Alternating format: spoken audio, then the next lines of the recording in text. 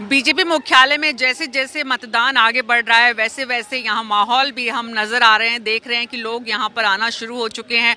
Party के वरिष्ठ नेताओं का आने का सिलसिला शुरू हो चुका है। अरुण सिंह, घनश्याम तिवारी, ये तमाम जो नेता है यहाँ पहुंच रहे हैं। और हमारे साथ युवा नेता उपेंद्र यादव हैं, जिन्होंने पिछले 5 साल में अशोक गहलोत सरकार की युवाओं के मुद्दे पर तो नींद उड़ाई, लेकिन आखिर में बीजेपी के टिकट से चुनाव लड़ा, शाहपुरा से मैदान में उतरे। लेकिन स्थिति काफी कमजोर आपकी नजर आ रही है उपेंद्र जी, ऐसा है क्या? स्थिति भारतीय जनता पार्टी की मजबूत है, पूर्ण बहुमत से सरकार बना रही है, कुशासन का अंत हो रहा है, सुशासन की शुरुआत हो रही है।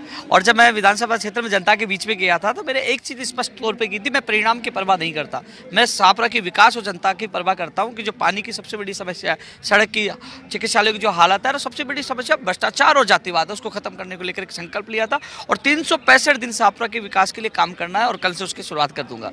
और जनता खुश है, जनता ने मुझे कम समय में बहुत प्यार, सम्मान, दुलार दिया, जिसके लिए मैं सौभाग्यशाली हूँ। तो समय की आप बात कर रहे हैं, समय कम मिला आपको, नहीं तो आप कुछ करिश्मा कर दिखाते। युवाओं की आवाज अब कैसे उठेगी? आप तो पार्टी के मंच पर आ गए। नहीं, पार्टी के माध्यम से आवाज उठाएंगे। अब मुख्यमंत्री से मिलने के लिए उत्तर प्रदेश, गुजरात जाना पड़ता था, आज सीधे पार्टी के माध्यम से युवाओं की आवाज बुलंद करेंगे। यशस्वी प्रधानमंत्री जी ने भी कहा कि पेपर लीक माफिया को बख्शा नहीं जाएगा।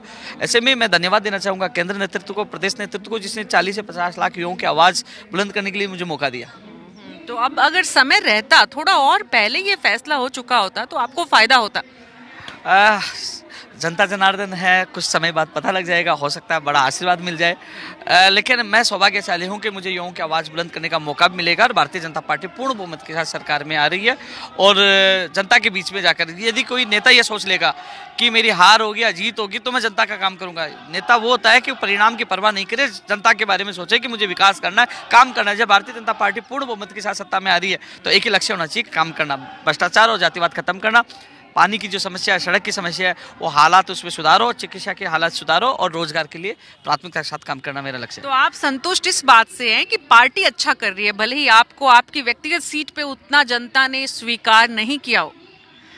जब कुशासन का अंत हो रहा है, सुशासन की शुरुआत हो रही है, भारतीय जनता पार्टी सत्ता में आ रही, से बड़ी खुशी क्या बात होगी। मैं अपने आप से हटकर मैं प्रदेश में जो खुशहाली लाने के लिए भारतीय जनता पार्टी के जो संकल्प है, जो पूर्ण रूप से बहुमत में आ रही है, ये बड़ी बात है।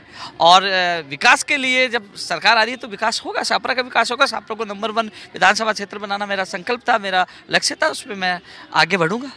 तो आपने जो संकल्प लिया था वो बीजेपी की जीत के लिए लिया था, तो आज आप वापस जो है रास्ते आपके कांटिले नहीं होंगे?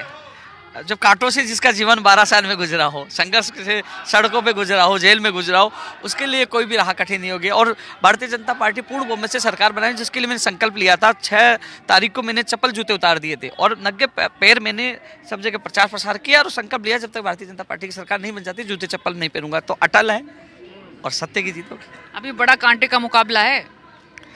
जब कांटों में रहकर आया हूँ, संघर्ष के राह पर चलकर आया हूँ, सड़कों पर सोकर जेल जाकर आया हूँ, तो चुनौतियों का सामना करना बेखूबी से आता है। चुनौतियों का सामना करूंगा, जनता का विश्वास जीतूंगा और विकास की गति तेज करके शाहपुरा को अग्रसर की ओर, विकास की तरफ अग्रसर। बहुत बहुत शुभकामनाएं उपेंद्र यादव, युवा नेता, चुनाव के मैदान में पहली बार। इससे पहले युवाओं की आवाज को मुखर करते थे। हालांकि चेहरे पर थोड़ी सी मायूसी है कि जनता का समर्थन जिस लिहाज से मिलना चाहिए था उस लिहाज से नहीं मिल पाया, क्योंकि समय कम मिला। समय ज्यादा मिलता, पार्टी अगर टिकट देने से पहले थोड़ा सा और समय दे देती तो शायद उपेंद्र यादव के नतीजे भी थोड़े से अलग होते। अभी उन्हें जिस तरह की संभावनाएं दिख रही हैं, हालांकि अभी समय है और जैसे जैसे दिन आगे बढ़ेगा वैसे वैसे उपेंद्र यादव जैसे और कई दिग्गज हैं, नेता हैं, युवा हैं, जिनकी आवाज कहां तक जनता ने सुनी ये पता चलेगा। बीजेपी मुख्यालय से न्यूज़ 24 के लिए डॉक्टर मीना शर्मा।